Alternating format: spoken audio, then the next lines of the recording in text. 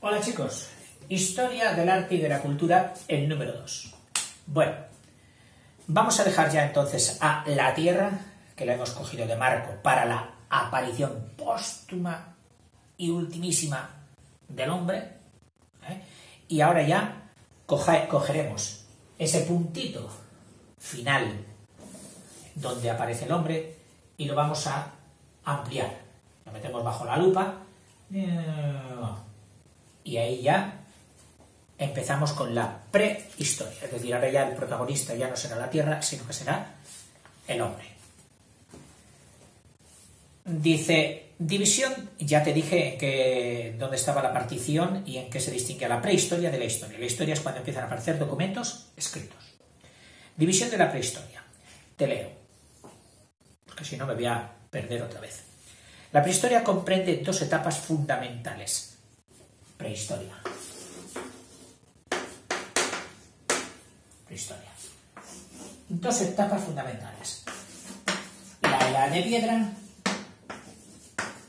y la edad de los metales. La edad de piedra en la que el hombre construye sus utensilios principalmente de piedra. La edad de los metales, durante la cual fundamentalmente fabrica sus enseres, útiles, herramientas, en metal. La edad de piedra se divide en dos periodos. Paleo, lítico, hemos dicho que litos es piedra y paleo antiguo, o periodo más antiguo, en el que el hombre solo sabe tallar la piedra. Tallar es cortar a golpe. Y neolítico,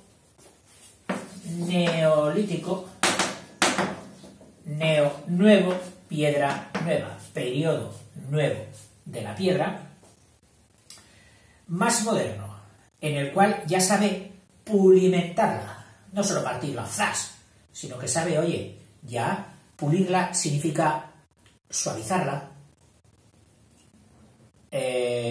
como cepillarla, para que tenga una forma más uniforme, la superficie. Eso es la pulimentación, pulirla, pulimentarla, al mismo tiempo que aparecen. O sea, ya aquí solo es tallar la piedra y aquí es capaz de pulimentarla, pulirla. Y simultáneamente con la piedra aparecen ya cosas tan importantes como la cerámica, estamos hablando del neolítico, la cerámica, la agricultura o cultivo del campo, la domesticación de animales, y empieza el pastoreo, etc. Y el tejido, con la elaboración del hilo, cogiendo fibras naturales, del pelo de animal, etc. Hace el hilo y con el hilo luego lo entreteje, lo urde y consigue la tela, el tejido, los telares.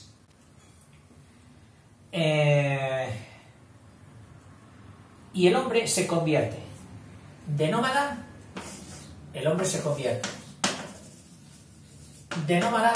que significa que va de lado a lado buscando su sustento. ¿Por qué? Porque o por la estación de la Tierra se producía ahí ese producto y al cambiar de estación tenía que ir a otro que ya no se producía en esta estación, o porque esquilmaba el producto. No sabía cultivarlo, sencillamente lo cogía y cuando ya no había más, pues a buscar más. Por eso era nómada, tenía que moverse en búsqueda de fuentes nuevas de alimentación. Y entonces, luego con la llegada de la cerámica, la agricultura, la domesticación, tal, se convierte en sedentario. Sede significa sitio, permanecer en un sitio. Sedere es sentarse, estarse quieto en un sitio, construyendo ya su morada. El Paleolítico, a su vez, se divide en Paleolítico inferior o primero y Paleolítico superior.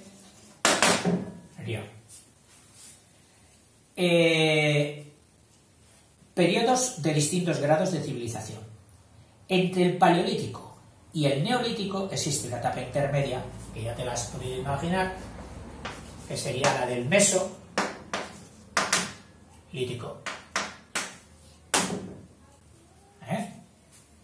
Del Mesolítico. Entre el Paleolítico superior y el, inferior y el Paleolítico superior está el Mesolítico. Y de la edad de los metales, propiamente dicha, comienza con el uso del bronce, y comprende dos periodos: la edad del bronce y la edad del hierro. La metalurgia del bronce era mucho más fácil porque es la aleación de dos metales de un punto de fusión bastante más bajo que el punto de fusión del hierro. Y el hierro, además de tener un punto de fusión más alto, creo decirlo bien, necesitaba otro proceso de reducción químico para sacar los átomos de hierro de los átomos de los silicatos y carbonatos con los que estaba unido en las menas del hierro, y a veces solamente del oxígeno, las hematites y todas las menas del hierro. Las distintas etapas de la prehistoria, muy importante esto que voy a decir, no se desarrollan ni terminan simultáneamente en todos los países, ¿qué va? Sino que, por el contrario, cada región, cada comarca, cada zona grande llega en momentos distintos a cada nuevo periodo cultural. Así, por ejemplo, fíjate, mientras en los milenios, es decir, cuarto y tercero antes de Cristo, es decir, en los años 3000 y pico a 2000 y pico antes de Cristo, la Baja Mesopotamia, entre el Tigris y el Éufrates, en Asia, y Egipto, desarrollaban ya brillantes civilizaciones semihistóricas o históricas, es decir, ya con una escritura y producción de bibliotecas enteras. Mientras tanto, mientras sucedía eso, en los países de Europa Central, Alemania, Francia, Bélgica, incluida España, y Occidental, comenzaba el Neolítico, es decir, empezábamos a partir las piedras y a ver si sacábamos un poquito de filo, para poder rajar la carne o arrancarla de los huesos de los animales. Fíjate qué desacompasado, qué desfasada va la historia de la cultura sobre la Tierra. Aún hoy día sería fácil encontrar todavía algún pueblo, alguna cultura que estuviera en la edad de la piedra. Aunque los sistemas de difusión actuales han sido espectaculares y les ha hecho a esos pueblos dar un salto que el resto de la humanidad tardó millones de años, y ellos, en un periodo de 10-20 años, han ido de la lanza y la flecha con punta de piedra al móvil, a la tablet, al automóvil y al avión. Bueno, así es la Tierra. La era cuaternaria en Europa, las glaciaciones. Esto entronca con el vídeo anterior, las glaciaciones.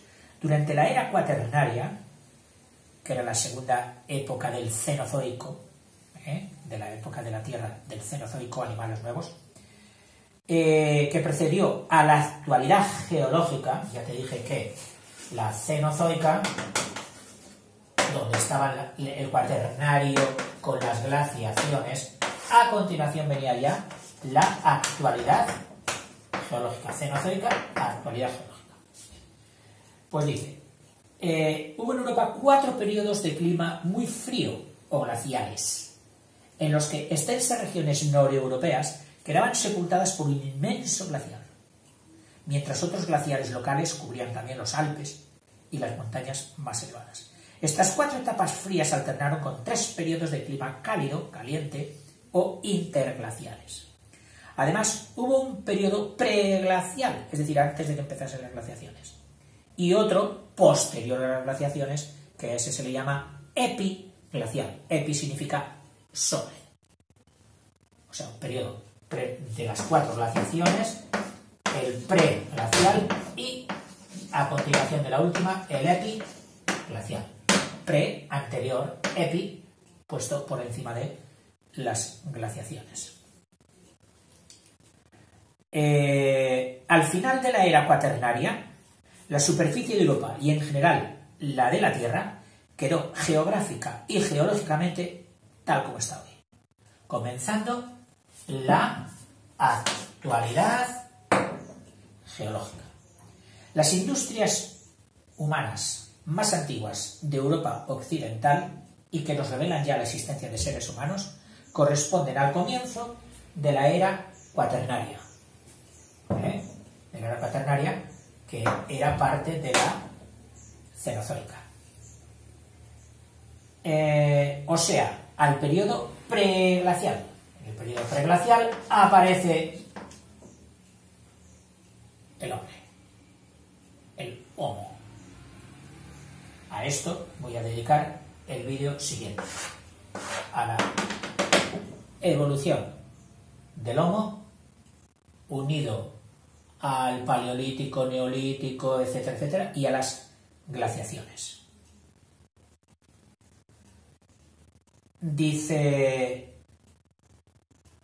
que nos revelan ya la existencia de seres humanos. Corresponden al comienzo de la era cuaternaria, o sea, al periodo preglacial, en el cual se inició la primera glaciación. El Paleolítico tuvo su desarrollo durante toda la era cuaternaria. El Mesolítico corresponde a la etapa de los últimos fenómenos epiglaciares y el Neolítico, o sea, el Mesolítico dice que corresponde el Paleolítico a las glaciares, paleo, el Mesolítico al epiglacial y el Neolítico ya a la actualidad geológica. Y ahora empieza ya la vida humana en el Paleolítico inferior. Vamos a ver cómo vivían nuestro Pedro y Pablo Picapiedra. A ver si encontramos los troncomóviles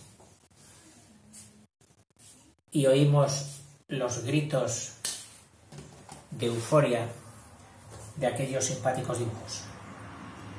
El Paleolítico inferior, estamos ahora ya con el Paleolítico,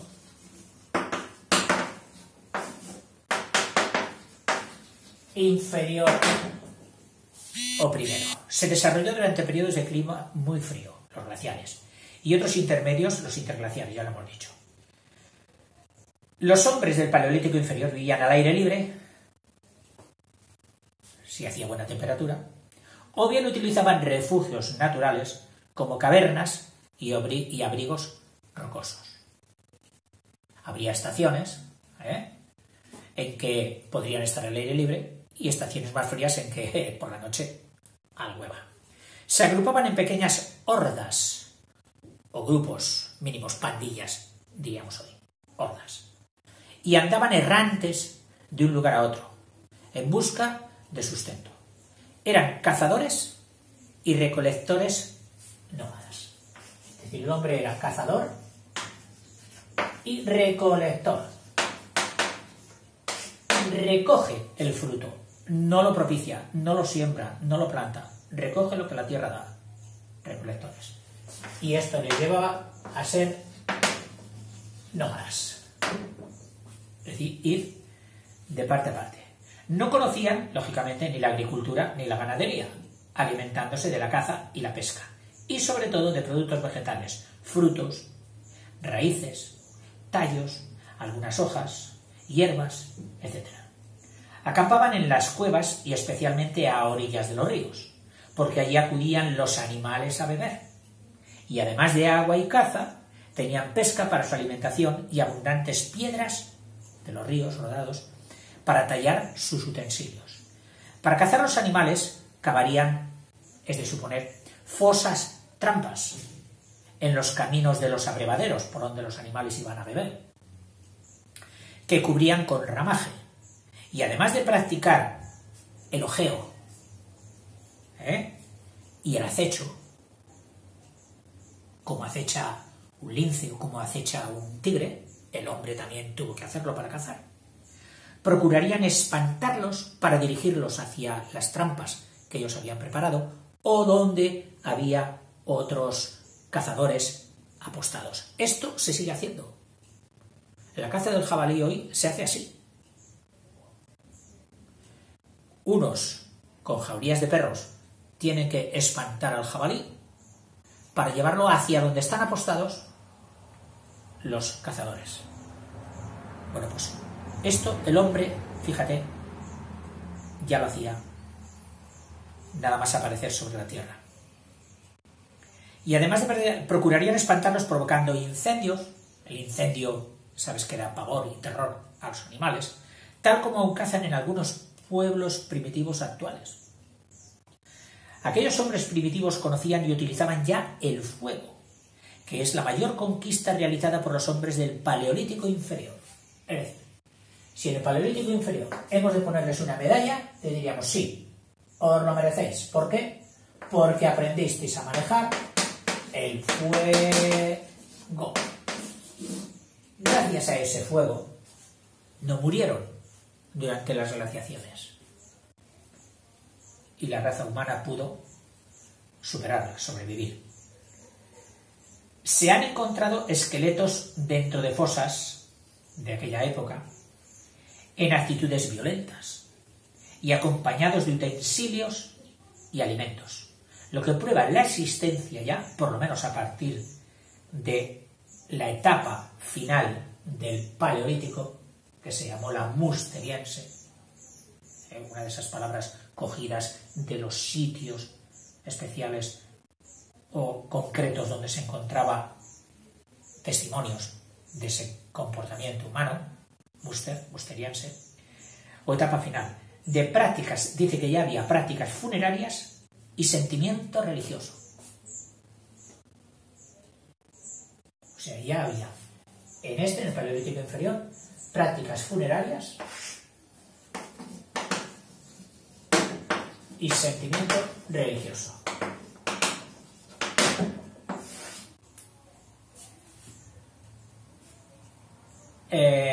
La creencia, la sensación, dentro de sus limitaciones y necesidades enormes para subsistir, el deseo de superarlas le hace concebir un más allá.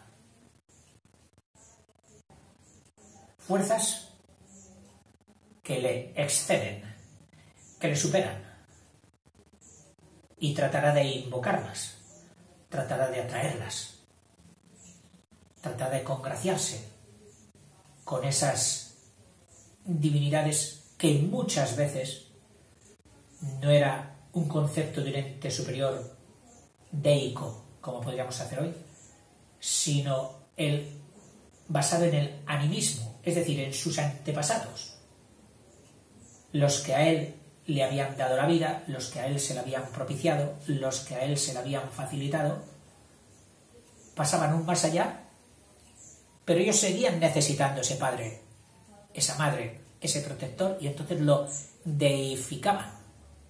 Y a veces incluso los enterraban debajo de sus viviendas para que siguieran con ellos, protegiéndoles. El animismo.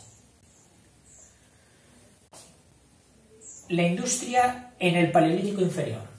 Es decir, ¿qué es lo que hacía la industria? Ya te he dicho que no pienses en fábricas. Las primeras industrias cuyos restos han llegado hasta nosotros son las tallas de piedra. Tallas de piedra.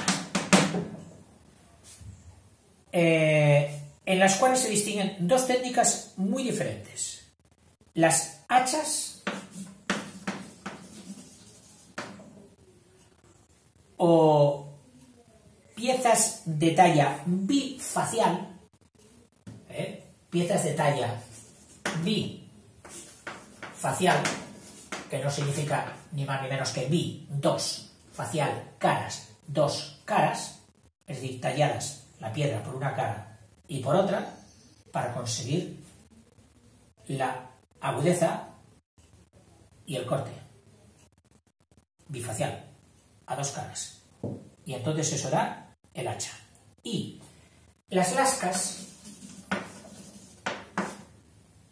que ya son inferiores, es decir, que realmente tendríamos que haber puesto primero las lascas y luego la talla bifacial, las lascas, o fragmentos de piedra desgajados de un núcleo por percusión. ¿Qué palabras? Núcleo, digamos, sería el canto rodado. Entonces tú le das un golpe con otro, más duro que él, y salta como una especie de lentícula. ¡Cha!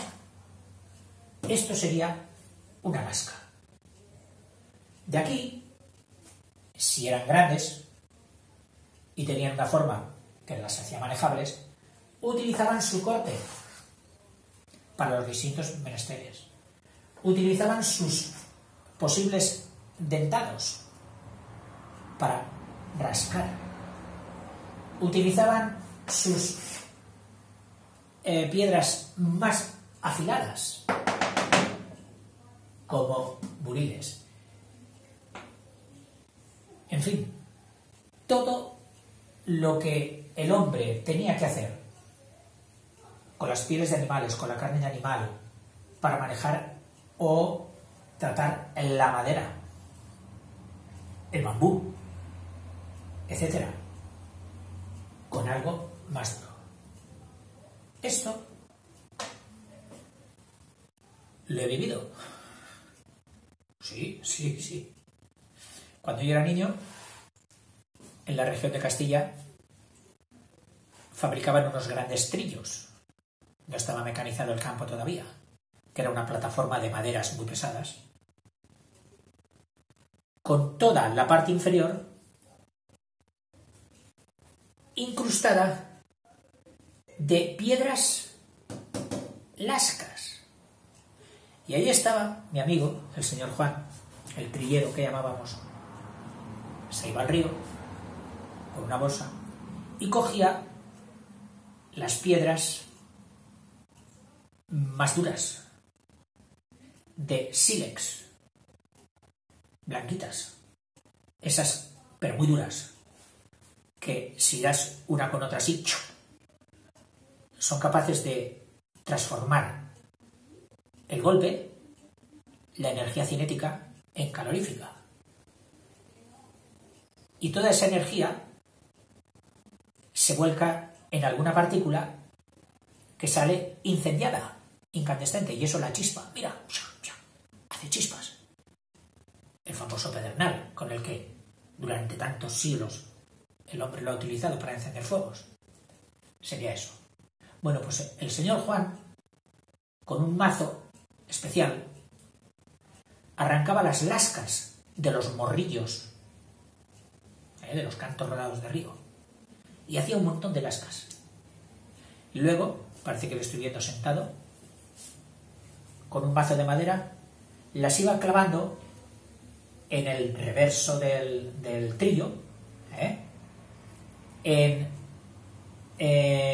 oquedades que había hecho antes con un pequeño formón muy finito, como pequeñas zanjas, para que la lasca, pequeñas zanjas, para que la lasca, esto sería la madera, para que la lasca se quedase ahí, incrustada, clavada.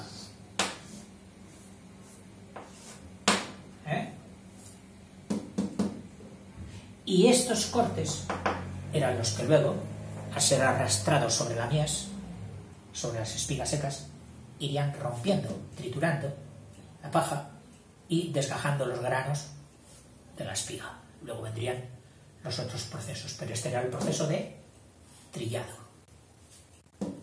con lascas, todavía. Y hay un rito religioso sanitario que es la circuncisión o la operación de fimosis, que se llama, que es cuando en el pene masculino el glande tiene dificultades para salir del prepucio y entonces no es fácilmente limpiable. Pues para prevenir esto ya, y en una cultura como la judía, se lo hacían ya, va a prevenir todos los niños varones cuando nazcan circuncidados. Y se les cortaba una rodaja del prepucio, o piel que recubre el glande, de la parte terminal, y para cortarlo utilizaban un cuchillo de piedra. Y alguno dirá, ¡qué bárbaros! No, es que la piedra, la lasca, recién arrancada, de dos zonas que no habían tenido nunca contacto, es decir, que estaban en el interior de la piedra, no habían tenido contacto nunca con el exterior, suponían que eso estaba virgen, estaba limpio. Hoy, a la luz de la bacteriología, diríamos, pues sí, tenían razón, porque las bacterias, lógicamente, estarían en las capas externas.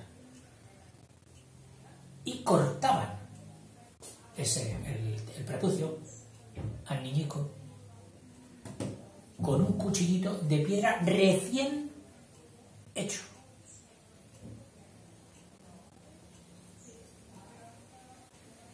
¿Qué uniones tiene a veces lo más antiguo con el día de hoy? Y por supuesto, si te encuentras en el campo, necesitas cortar un cordón, una cuerda, lo que quieras, y no tienes nada, ni cuchillo, ni navaja a mano, pues seguro que muchas veces has cogido dos piedras, plan, plan, plan, y una piedra sobre otra, has roto ese cordón, ese lazo, o lo que sea. O, si has encontrado una piedra que tenga un poco de corte, pues ras, y la has utilizado para cortar. Lógica. O también puede ser quizás que lo llevemos en la sangre, como llevamos en la sangre esa atracción por el fuego. Te quedas mirando las llamas, te quedas embobado. Tienes ahí la tele con un programa y tú estás viendo las llamas y te atraen más que la tele. Yo digo que eso es porque el hombre de las cavernas, de las glaciaciones, del Paleolítico, se había pasado muchísimas horas mirando los rescoldos de ese fuego que había que mantener para el día siguiente. Ese fuego que al principio no sabían hacerlo, que lo cogían de los fenómenos naturales de rayos, chispas, etc. Y lo mantenían. Había que mantenerlo en el poblado. Luego aprenderían a hacerlo, con el famoso rozamiento de los palos o el pedernal y la yesca. En fin, ya me he extraviado por ahí. Dice, en las industrias de bifaces, en las industrias de bifaces, y acabo ya este vídeo, de piedras talladas por las dos caras que se desarrollan a lo largo del Paleolítico inferior, el utensilio predominante es el hacha de mano, que presenta diversas formas, siendo la más frecuente la de almendra o amigdaloide. Forma de almendra, que sería una cosa así, afilada por ahí, cortada con lascas, quizás más ancha, y por esta parte podría ser atada, cogida a un palo, a un hueso de animal, etcétera, para ser manejada a golpe.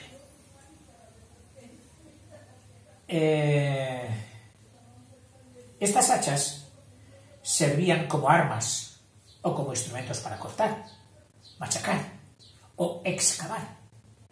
Algunas eran utilizadas cogiéndolas directamente con la mano, de lo que deriva su nombre, que en francés lo llamaron el coup de poing, es decir, el puñetazo, con una piedra, zas, zas. Mientras otras estarían sujetas al mango de madera o de hueso. La vida del hombre en el Paleolítico superior. Bueno, hasta aquí el Paleolítico inferior. A ver, de lo que me he olvidado, así. Pero esto yo creo que ya te lo puedo hacer en el vídeo siguiente, que es un vistazo sobre la evolución del hombre. Mientras hacía estas cosas, ¿qué hombres, qué homos aparecieron sobre la faz de la Tierra? Sí, te lo voy a dejar para el tercero.